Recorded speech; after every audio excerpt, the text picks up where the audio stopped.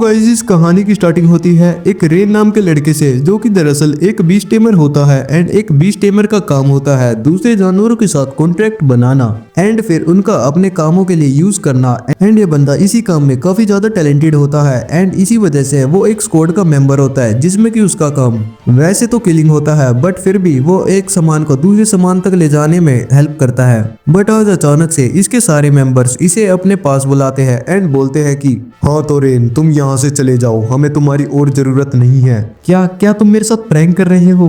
तुम्हें क्या लगता है हम तुम्हारे साथ प्रैंक कर रहे हैं? हम काफी सीरियस है, प्लीज तुम यहाँ से चले जाओ एंड अपना जो गियर है वो हमारी टेबल पर रख कर जाना। बट मैंने ऐसा क्या करा है जो तुम मेरे को इतनी जल्दी निकाल रहे हो? वही तो दिक्कत है, तुमने आज तक हमारी किसी भी काम में हेल्प नहीं करी। हम ही है जिसे हमेशा अपनी जान पर खेलकर तुम्हारी जान बचानी पड़ती है एंड आज तक तुमने हमारी हेल्प किसी भी डीमन को हराने के लिए नहीं करी, तो प्लीज अपना ये गियर रखो और यहाँ से चलते बनो। एंड रेन इनकी ये बात सुनकर काफी डिप्रेस हो जाता है, बट वो फिर भी वहां पर अपना गियर उतार कर रखता है एंड वहां से चला जाता है। फिर जाते जाते उसे एक बेंच दिखता है, तो वो वहां पर जाकर बैठ जाता है एंड सोच रहा होता है कि उस स्क्वाड में मैं पिछले 6 महीने से काम कर रहा था।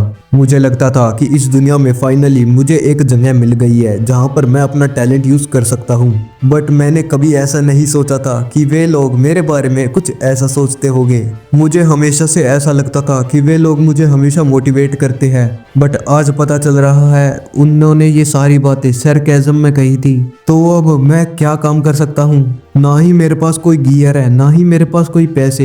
इस दुनिया में मेरी जगह कहाँ पर है? एंड ऐसे ही वो काफी सारे थॉट से घिरा होता है, बट तभी अचानक से उसके पास कुछ बच्चे भागते भागते आते हैं एंड बोलते हैं कि रेन भैया देखो हम आ गए, क्या आप हमें वो चीज करके दिखा सकते हो? हाँ बिल्कुल। एंड फिर रेन खड़ा होता है एंड आसमान में एक पक्षी को ढूंढने लग जाता है। जैसे ही उसे एक ईगल दिखता है तो वो उसके ऊपर एक स्पेल करता है, जिसकी वजह से वो उसके साथ एक टेम्पररी कॉन्ट्रैक्ट बिल्ड कर लेता है। एंड फिर वो ईगल इन बच्चों के आगे आकर बैठ जाती है और फिर उन्हें कुछ पोजेस करके दिखाती है एंड फिर रेन उसे कॉन्ट्रैक्ट से रिलीज कर देता है एंड वो वहां से चली जाती है।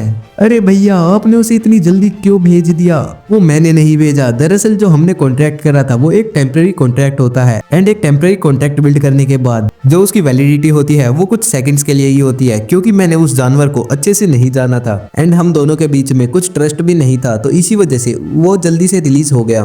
एंड उन बच्चों को उसकी एक भी बात समझ में नहीं आती, बट वो बोलते हैं आप कितने कूल हो भैया, मैं भी बड़ा होकर एक बीस्ट टेमर बनना चाहता हूँ। हाँ, पर मैं उस घटिया सी स्क्वाड में काम नहीं करना चाहता। आपको पता है सारे लोग उनके बारे में क्या सोचते हैं? नहीं, क्या सोचते हैं? वे लोग काफी अकड़ते हैं एंड वो सभी लोगों को अपने आप से नीचा मानते हैं, इसी वजह से वे लोग काफी ज्यादा एरोगेंट हैं, इसलिए हमें वे बिल्कुल भी पसंद नहीं है। बट आप उन लोगों से काफी अलग हो, इसलिए हम लोग भी आपके जैसा बीस्ट टेमर बनना चाहते हैं। अरे नहीं, मैं नहीं बनूंगा बीस्ट टेमर, मैं तो एक एडवेंचरर बनूंगा जिससे मैं इस पूरी दुनिया में आराम से घूम सकूं। एंड उसका सपना सुनकर रेन को भी एक आइडिया आता है एंड वो जल्दी से उन्हें थैंक यू बोल के एक एडवेंचरर गिल्ड के पास जाता है एंड वहां पर जाकर रिसेप्शनिस्ट से पूछता है कि हाँ तो मैम, कोई पोस्ट खाली है क्या? हाँ बिल्कुल है, काफी सारी पोस्ट खाली है। तो क्या आप एडवेंचरर बनना चाहते हो? हाँ बिल्कुल, मैं एडवेंचरर बनना चाहता हूँ। तो आपको एक एग्जाम देना पड़ेगा, तो क्या आप अभी उस एग्जाम को देने के लिए तैयार हो? हाँ, पर क्या आप मुझे पहले एडवेंचरर के बारे में कुछ समझा सकते हो, क्योंकि मैंने आज से पहले कभी भी किसी एडवेंचरर के बारे में बिल्कुल भी नहीं सुना एंड मुझे ये तक नहीं पता कि वो क्या काम करते हैं। क्या आप ये पूछ रहे हो एडवेंचरर का क्या काम होता है? क्यों, कुछ गलती हो गई क्या? सॉरी अगर गलती हो गई हो तो। अरे नहीं, तुम काफी सही राह पे हो, क्योंकि आज तक मैंने कभी भी किसी बंदे को इतना सीरियस नहीं देखा कोई भी एडवेंचरर बनने के लिए। हाँ तो चलो सुनो, अब मैं तुम्हें बताती हूँ। एडवेंचरर्स की भी रैंक होती है, जैसे कि मॉन्स्टर्स की होती है। एडवेंचरर का जो टॉप रैंकिंग होती है वो होती है एस रैंक एंड लास्ट होती है एफ रैंक। एंड स्टार्टिंग में हर एक एडवेंचरर एक एफ रैंक एडवेंचरर होता है, बट जैसे जैसे वो और काम करता है उसकी रैंकिंग बढ़ती जाती है एंड फिर वो सारी बेसिक्स बातें उसे समझाने लग जाती है। एंड फिर जब सारी बातें कंप्लीट हो जाती है वो रेन को टेस्ट लेने के लिए बोलती है, जिसमें कि उसे 20 गॉब्लिन्स को मारना था एंड साथ ही साथ 20 बंडल कलेक्ट करने थे एक मेडिसिनल हर्ब के। एंड फिर रेन एक गिलहरी की हेल्प से कुछ गॉब्लिन के ग्रुप को ढूंढ लेता है। 1 2 3, हाँ ये पूरे 20 गॉब्लिन्स है। तो क्या मैं इन्हें मार दूं? क्या ये ठीक रहेगा?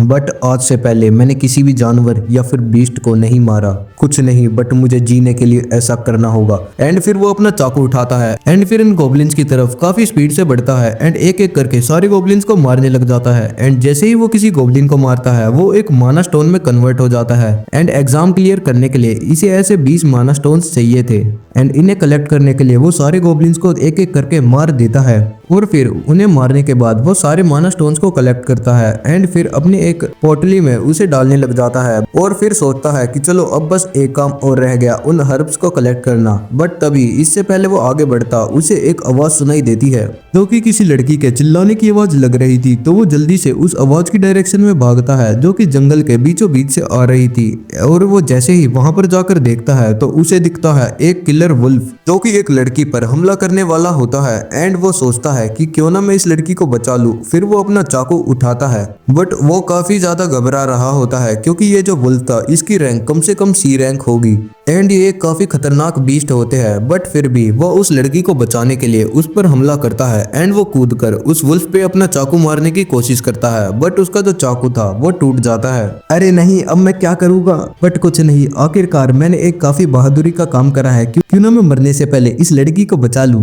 फिर वो उस लड़की को वहां से भागने के लिए कहता है बट वो लड़की उसकी बात नहीं मानती एंड वहीं पर खड़ी होकर एक अजीब सी पावर अप करने लग जाती है। फिर वो काफी ऊंची छलांग मारती है एंड एक किक उस वुल्फ के ऊपर मारती है एंड एक ही किक में वो जो वुल्फ थी वो बेहोश होकर गिर जाती है। बट इस किक के इम्पैक्ट से वो जो लड़की थी वो बेहोश हो जाती है एंड फिर थोड़ी देर बाद रेन उसे उठाता है एंड फिर उससे पूछता है कि तो तुम्हें क्या चाहिए? मुझे खाना चाहिए।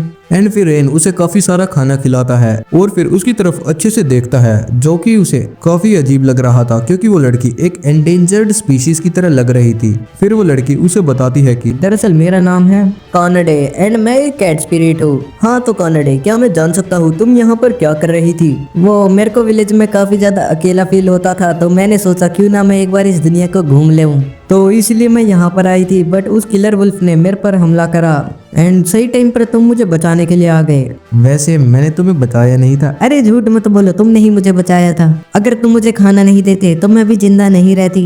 अच्छा तो अब मैंने अपना नाम बता दिया, अब तुम अपना नाम बताओ और अपनी स्टोरी भी बताना प्लीज। हाँ तो सुनो, मेरा नाम है रेन एंड मैं एक एडवेंचरर बनने की कोशिश कर रहा हूँ एंड फिलहाल के लिए मेरा टेस्ट चल रहा है एंड मेरा पास्ट है कुछ ऐसा।